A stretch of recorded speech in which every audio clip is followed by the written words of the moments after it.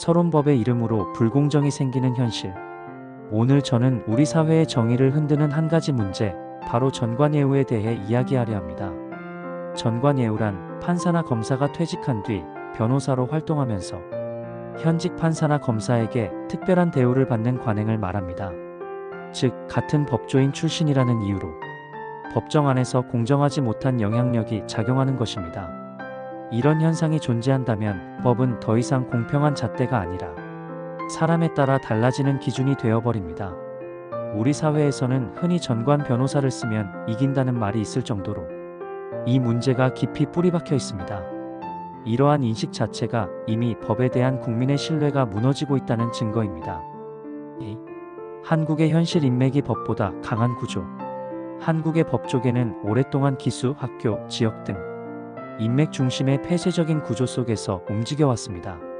같은 연수원 동기, 선배, 후배 관계가 법원과 검찰 안에서 하나의 보이지 않는 연결망으로 작용하고 있습니다. 퇴직한 판사나 검사가 대형 로펌에 들어가 대기업이나 금융 관련 사건을 맡는 경우가 많습니다. 예를 들어 김행장 사건처럼 사회적으로 큰 파급력을 가진 사건에서 전직 판사 출신 변호사가 참여한다면 현직 판사들이 심리적으로 영향을 받지 않을 수 있을까요? 실제로 조사 결과를 보면 전관 출신 변호사가 맡은 사건의 승소율이 일반 변호사보다 훨씬 높다는 통계도 존재합니다. 이것은 단순한 우연이라 보기 어렵습니다. 이러한 현실 속에서 국민들은 이렇게 느낍니다. 법은 돈 있고 인맥 있는 사람 편이다. 전관 변호사를 써야 이길 수 있다. 결국 국민은 법정의 판결을 믿지 못하게 되고 법이 아니라 사람 보고 판결한다는 불신이 생깁니다. 이것이 바로 전관예우가 우리 사회의 정의를 갉아먹는 이유입니다. 3. 일본의 사례 제도와 문화가 만든 청렴한 사법. 이제 일본의 사례를 살펴보겠습니다. 일본은 한국과 달리 전관예우가 거의 없습니다. 그 이유는 두 가지입니다. 제도적 장치와 사회적 인식입니다. 먼저 제도적으로 일본은 퇴직한 판사나 검사가 2년 동안 자신이 근무했던 법원 관련 사건을 맡을 수 없게 되어 있습니다. 또한 사법윤리위원회라는 기관이 퇴직 법조인의 재취업을 감시하고 승인합니다. 만약 이해관계가 얽혀 있으면 아예 허가되지 않습니다. 이뿐만 아니라 전직 판사나 검사가 현직 판사에게 사적인 연락을 하는 것 자체가 부적절한 행위로 간주됩니다.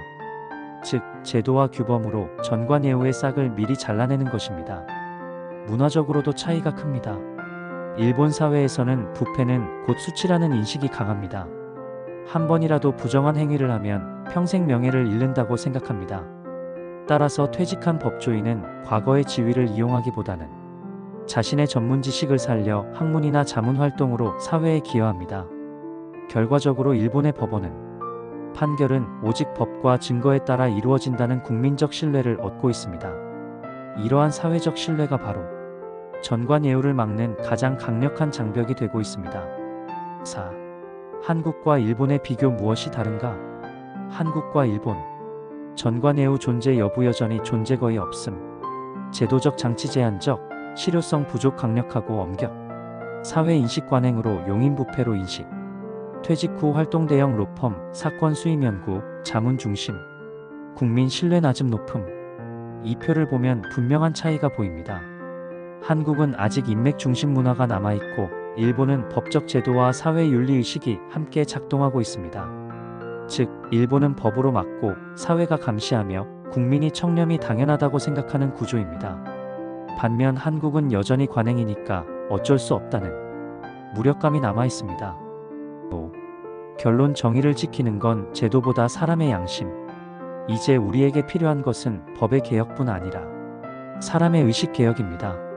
전관예우를 없애기 위해서는 첫째, 법적 규제를 강화하고 둘째, 법조인 윤리 교육을 체계화하며 셋째, 국민이 직접 감시할 수 있는 투명한 제도를 만들어야 합니다. 무엇보다 중요한 것은 판결을 내리는 사람의 양심입니다. 판사는 권력이 아니라 정의의 상징이어야 합니다.